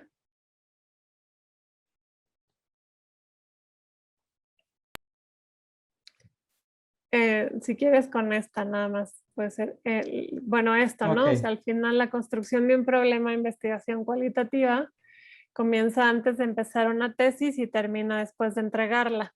Es un proceso continuo atravesado por la historia personal del tesista, pues, la manera de construir los datos, el trabajo de campo y sus interminables interpretaciones, el diálogo entre esos datos y las perspectivas teóricas con las que uno se acerca a mirarlos, las condiciones institucionales y sociales bajo las cuales se hace el trabajo de campo, los intercambios con otros colegas que ayudan a profundizar la mirada desde una misma perspectiva, o bien ofrecen un nuevo ángulo mirado desde otra. Más que caminar sobre un piso firme, uno se desliza en arenas movedizas, escribiendo sobre un asunto que constantemente va cambiando y a veces parece que no se deja atrapar. En ese proceso es central la disposición a dar cuenta de lo que encontramos en el trabajo de campo y que es importante para las personas que encarnan todos los días la historia que uno pone en palabras, aunque no lo hayamos anticipado, más que insistir en hacer aparecer, a veces de manera muy forzada, lo que uno de antemano quería ir a observar. En ese sentido, hay que lograr el equilibrio de ir al trabajo de campo con la intención de mirar algo, pero también sabiendo que uno va a encontrar cosas que no había previsto y ser capaz de verlas, entender la relevancia que tienen e integrarlas al estudio. Claro. Y ahora sí ya. Muchas gracias, Tatiana. Muy interesante ese análisis tan fino que hiciste de las interacciones en el aula, ¿no? Y sobre todo en un tema en particular, ¿no? Que fueron las áreas y este ejercicio con el Tangram. Pues compañeros, compañeras, estamos en el momento de que podemos hacerle preguntas a la doctora Tatiana. Mientras se deciden, Tatiana, yo te quisiera preguntar, me llamó mucho la atención tu elección, tu decisión de trabajar haciendo énfasis en el trabajo de los niños, como tú los llamas, con dificultades. Ya, ¿qué te dio la tesis? O sea, ¿qué te dio todo el trabajo? ¿Cómo saliste transformada después de tu tesis en este aspecto de los niños con dificultades? Ay, detallito. Sí, un pequeño detalle, ¿no? Claro, porque pues, podemos ponerlo en perspectiva de que pues a estos niños se les ha clasificado como en rezagos, se les ha dicho que son parte del fracaso escolar, todos estos nombres, denominaciones que se le han dado y que los han etiquetado, ¿no? De alguna forma. Entonces, tu tesis, ¿qué aporta en ese sentido? Tal vez lo más importante para mí,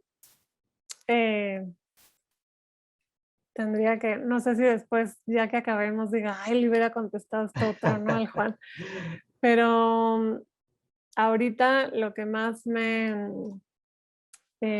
mí sí me ha dejado, creo, es, bueno, para empezar es lo que dije al principio, ¿no? Yo no me fijaba tanto en esos niños, o un poco sí, sin darme cuenta, porque ahora que lo pienso en la tesis de maestría, también me sentaba no, yo no lo tenía tan claro, pero me sentaba con niños así, ¿no? Pero no di cuenta de eso, no, eso no se ve en la tesis de maestría, o se ve poco, o sea que, digamos, están sus interacciones, pero no está tan, sí, tan explícitamente así tomado como...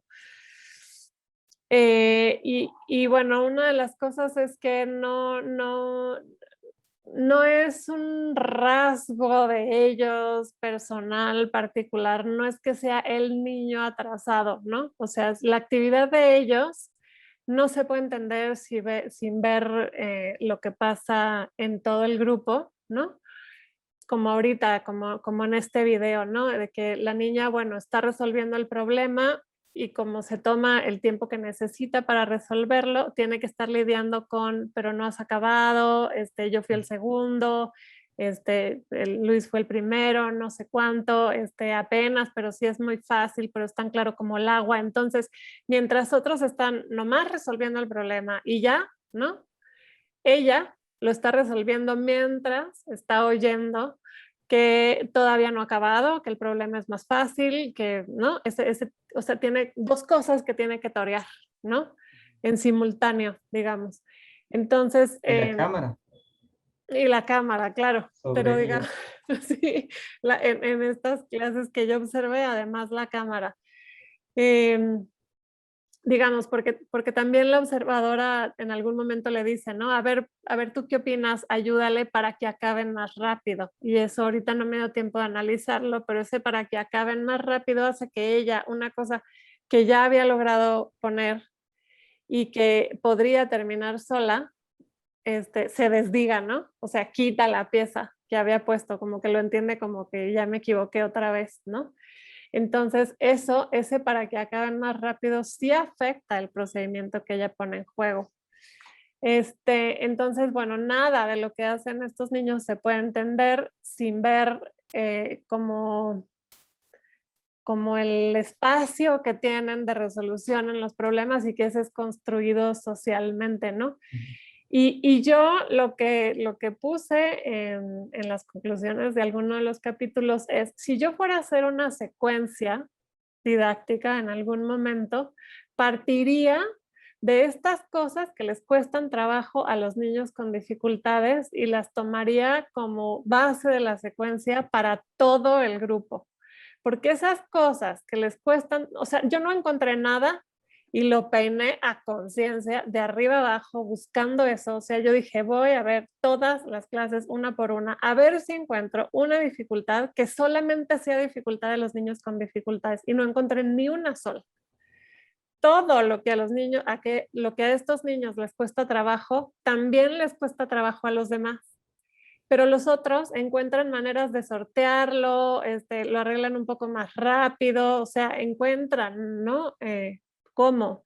Entonces se nota más en estos niños, pero no hay nada, ni una cosa que solamente les cueste trabajo a ellos. Cuando la niña que les mostré que le salía un trapecio en vez del paralelogramo, a otros también les salían otras figuras, también les costó trabajo reproducir el paralelogramo, ¿no?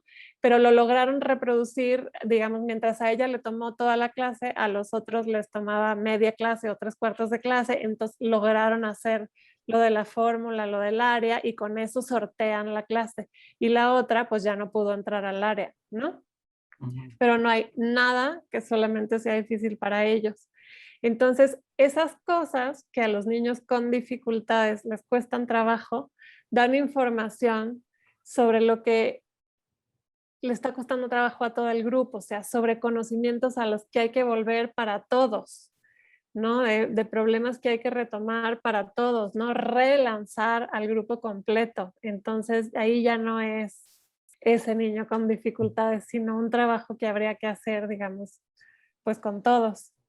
Claro, claro. Sí. Muchas gracias. A ver, aquí tenemos algunos comentarios. Primero de Almadelia, compañera Almadelia de doctorado. Almadelia, ¿gustas tomar el micrófono? Ya sé que escribiste tu texto, pero digo tu pregunta, pero sería un gusto escucharte. Adelante. Sí. No sé si me escuchan. Sí, te escuchamos bien. Ok. Bueno, para empezar, pues, Qué bueno que entré al seminario, un gusto escucharla, doctora Tatiana. Eh, ok, escribí algunas preguntas, pero más o menos las respondió al final con la conclusión. Pero en sí, esta parte que señala usted de, al inicio, sobre todo, déjeme ver, aquí tengo la pregunta, sí. ¿Cómo se vive esta, pues no sé, este cambio, ¿no? En el objeto de estudio, porque señala usted que todavía, casi, bueno, según lo escuché, casi al final volvió a retomar esta parte del objeto de estudio de la investigación, ¿no? Entonces, como investigador en formación, como estudiante, y que aún egresando, pues uno sigue formándose y aprendiendo, ¿cómo se vive esto? O sea, de al último decir, no, siempre voy a centrar mi mirada en este aspecto. Entonces, eso me pareció muy, muy importante, entre otros aspectos, pero bueno, ¿qué consejo nos puede compartir de su experiencia, o sea, sobre ese duelo o debate interno que se pueda vivir? Ay, sí, sí es un duelo. Yo todavía lloro de no haber podido observar la superficie, la comparación directa de superficies, porque yo había leído un montón de comparación directa de superficies, ya casi tenía como 20 páginas escritas de mi marco teórico según esto y no están en la tesis, ¿no? Fue lo primero que escribí, escribí una ponencia para el COMIE sobre ese tema, había analizado lecciones, había leído teorías sobre ese asunto de la medición y resulta que no la vi en el aula, no estaba en el aula. Entonces, híjole, esa sí me dolió. Y todavía tengo la idea de en algún momento hacer un diseño conjunto de una secuencia con esa maestra o con maestros, o sea, me encantaría poderla hacer y sí probarla, ¿no? Y ahora sí siento que tendría que hacer un diseño porque curricularmente está tan ausente que va a ser muy difícil observarla en el aula, pero como tiene esta característica de que es algo central, o sea, muchas de las dificultades que luego los niños tienen con las fórmulas o con el cálculo de áreas y que se delega a los alumnos, o sea, se dice, ay no, le voy a dar mejor la lección de tercero porque no puede con lo de quinto. Se explica en parte por la ausencia de trabajo con la idea de superficie como característica física, ¿no? Como propiedad física de los objetos. Al no estar esa como base, ¿no?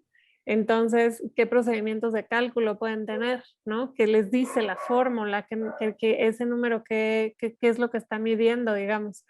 Entonces, digamos, para un trabajo futuro sí me gustaría hacer un diseño conjunto, pero sí creo que fue un acierto, ¿no? Haber dicho, aquí no está, o sea, en el aula no está, entonces despegarse de eso, decir, bueno, ni modo, esa ponencia se queda en ponencia, ¿no? Y esa parte que yo ya tenía del marco teórico y esas ideas que yo tenía de un diseño se van a quedar tantito o sea, en otros archivos, para después o como sea, pero no van a entrar a la tesis y voy a ver no lo que yo quería ver, sino lo que está pasando. Entonces, el único consejo es sí, a veces dejar enfriar un poquito, dejar pasar un poco de tiempo, pensarle, pero no aferrarse a que a fuerzas vamos a ir a ver lo que queríamos ver y aunque lo tengamos que meter en una camisa de fuerza, ¿no?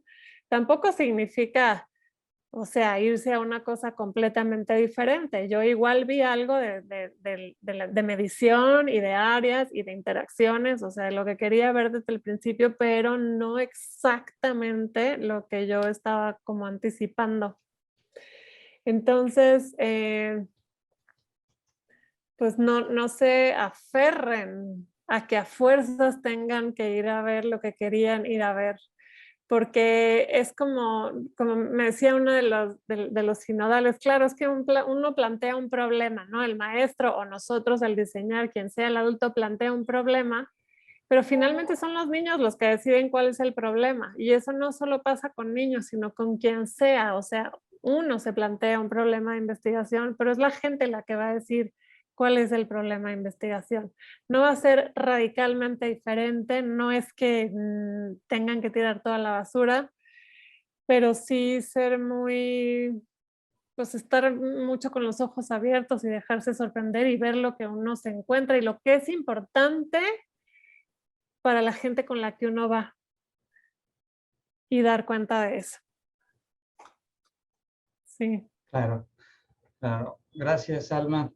Bueno, Liliana Quintero comenta en el chat, muy interesante su metodología, y pregunta, ¿cuánto tiempo llevó terminar su capítulo de interpretación? Con la experiencia de su investigación, ¿qué sugerencias daría para trabajar de manera más óptima con los niños que tienen dificultades? Pues el capítulo de interpretación yo creo que todavía no lo termino. Pero, ¿qué les diré? Ese, por ejemplo, de Andrea, la tesis tiene, no me acuerdo si 4 o 5 capítulos, creo que son 5, pero ese de Andrea, que salió de esos videos que les mostré y uno más, salieron 40, 50 páginas. Y ese fue el que más me tomó tiempo, por lo que les digo de la reescritura, de cómo yo tenía interpretaciones muy rígidas, que ese también es un consejo, ¿no? Yo había leído de Erikson, de interacciones, de los turn sharks, los tiburones del turno, y entonces esa categoría me había gustado mucho, y entonces la fui a ver y se las puse a los alumnos, ¿no? Así, o sea, aquí está pasando eso que dice Erikson que pasa, igualito, idéntico. Y ahí no sirve tanto la teoría, porque uno nada más va a estar poniendo etiquetas en todo el texto y ya, y como que entonces, ¿cuál es lo nuevo? Estoy simplemente diciendo que pasa lo mismo que ya había dicho este otro señor que pasaba, y ya como que no tiene tanto chiste. O sea, la teoría sirve para sí mirar cosas, pero uno ahí con los datos pues va viendo matices y, ¿no? No sé, más, como que más, hay más sal y pimienta ahí. Entonces lo empecé a escribir, no sé, me debe haber tomado como 2 años, año y medio, yo creo. 1 año y medio sí me tomó ese capítulo. Los otros salieron un poco más rápido, porque con el primero uno se tarda más en esto de que partes de las etiquetas que tienes de la teoría y las tratas de hacer encajar a fuerzas, ¿no? Y entonces vas como modificando la interpretación y vas también mejorando la forma de escribir, de construir las categorías, y todo eso a mí me pasó con un capítulo que fue donde más parí chayotes y donde más hubo reescritura, y con los otros ya había aprendido del primero, entonces ya no hice tantas regadas como en el primero. Pero sí, o sea, sí lleva meses, sí lleva. De hecho, lo vas a reescribir ahora en el postdoctorado, ¿no?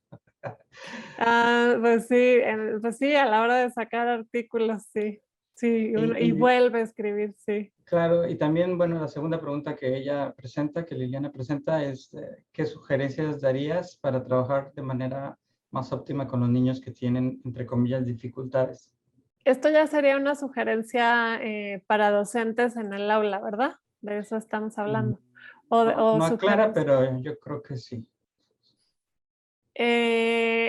Pues sobre todo tratar de no darles tareas diferenciadas, o sea, de que resuelvan el mismo problema. Hay alguien que tiene la mano levantada.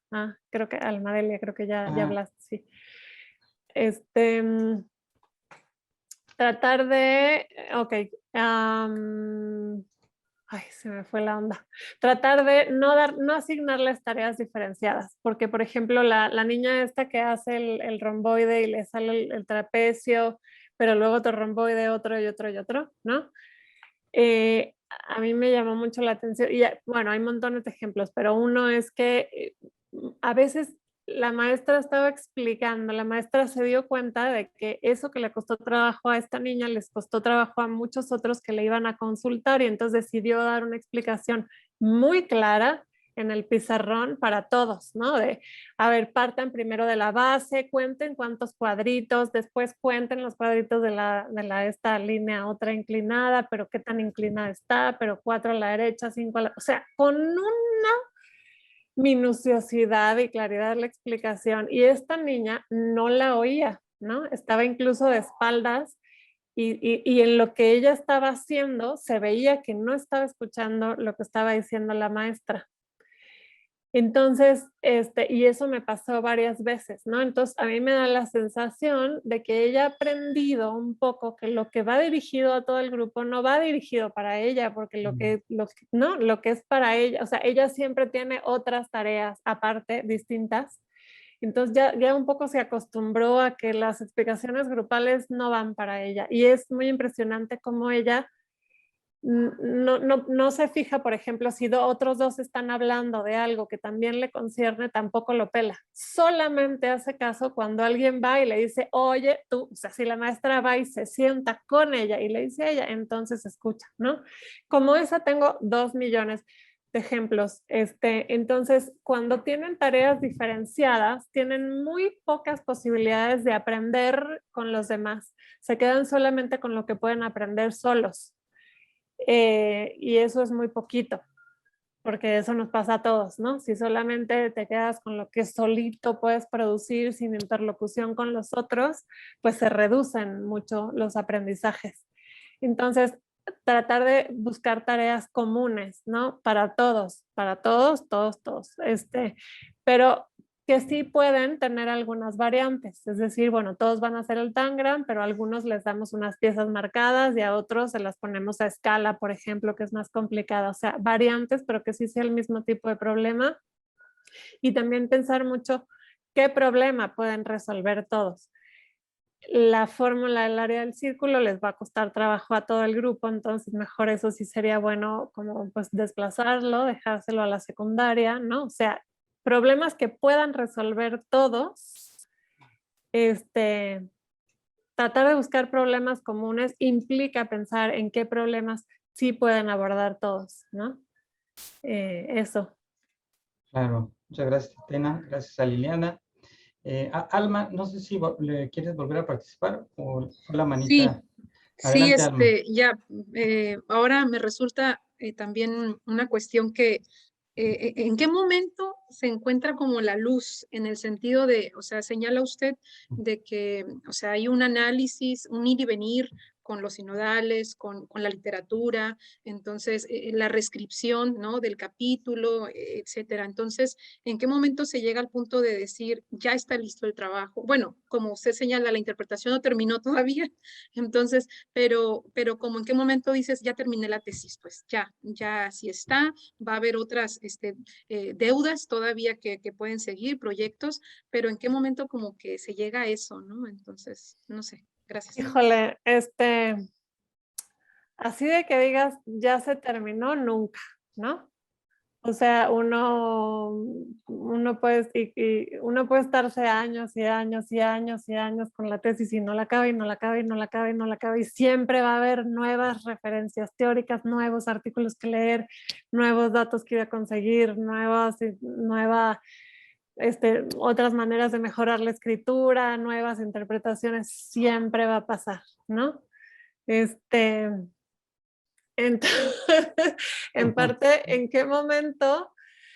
Pues ahora sí que una parte importante es el momento institucional, o sea, yo tenía una beca de doctorado y se me iba a terminar, pues y claro que eso importa, ¿no? A lo mejor no es lo mejor que lo diga aquí, pero yo estaba pensando, no, me falta un chorro, que quién sabe qué, ¿no? Ya me queda un año de beca y me falta un montón. Yo voy a ver cómo le hago para seguir trabajando y seguir con la tesis y me va a tardar unos 2 años extra y que quién sabe qué. Y ahí sí, él sí y David, ¿no?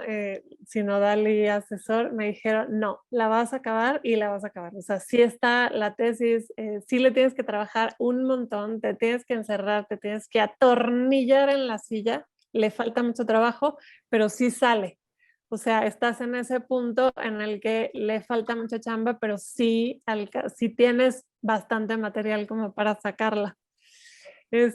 Y la verdad es que fue muy bueno, porque yo ahorita para mis pulgas yo seguiría diciendo que mi tesis no está lista. En cambio lo que hice es, de veras me atornillé, había veces que trabajaba 15 horas al día y tras, y todo el día estaba pensando en eso. Me levantaba y yo ya sabía qué archivo iba a abrir y en la noche dejaba una línea, algo abierto, algo no resuelto para volver sobre eso, o sea, para que el día siguiente yo ya supiera sobre qué iba a empezar, ¿no?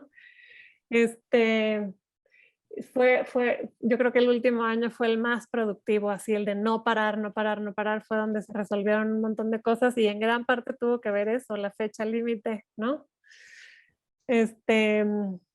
Pero también una cosa que tuvo que ver son estos cambios de interpretación que les dije, ¿no? O sea, que llegó un momento en el que yo sentí como, bueno, ya no son tan rígidas mis interpretaciones, ya no estoy encasillando a los niños en un papel fijo, y ya estoy pudiendo mirar más cómo se conjugan los conocimientos, la interacción de la tarea y la de los pares, que eso siempre me costó mucho trabajo, esa articulación, ¿no? Y ya no estoy tan exagerada con con explicar las acciones de los niños en términos de conocimientos. Entonces, más o menos ahí voy con esas tres cosas. Ya es tiempo, ya la puedo soltar, ¿no? No está terminada, es como dijo Juan, ahorita estamos escribiendo artículos de eso y otra vez es reescritura, pero sí hay un momento en el que dices, bueno, ya logré esto y esto y esto, y con eso está bien. Claro. En el momento que terminas, en el momento que te dan las tijeras podadoras, ¿no? También. Para sí, recortarle. sí. Sí, pues Tatiana, te agradecemos mucho tu conferencia, fue muy interesante. Y bueno, pues creo que hay más dudas, habría más dudas, por lo menos de mi parte me quedo con muchas cosas, pero pues tenemos que ahora sí también por el tiempo recortarle. Y pues te quiero dar las gracias y darte vamos a leer tu constancia. Un momentito para compartir. Y mientras al revés, yo también otra vez quiero agradecer, además muy a gusto ahí con ustedes porque yo soy norteña y siempre tengo ganas de volver al norte, entonces estoy muy feliz. Aquí estamos sí. en la esquina más al norte de México, ¿no? Claro, y cuando pase esto de la pandemia, pues por acá te esperamos. Perfecto. Bueno, Leo, Universidad Autónoma de Baja California, Instituto de Investigación y Desarrollo Educativo, otorgan la presente constancia a la doctora Tatiana María Mendoza von der Borch por haber impartido la conferencia Entre el azar y las elecciones, un recorrido laberíntico para analizar clases de matemáticas, por la realización plena de nombre, Ensenada, Baja California, 22 de septiembre de 2021.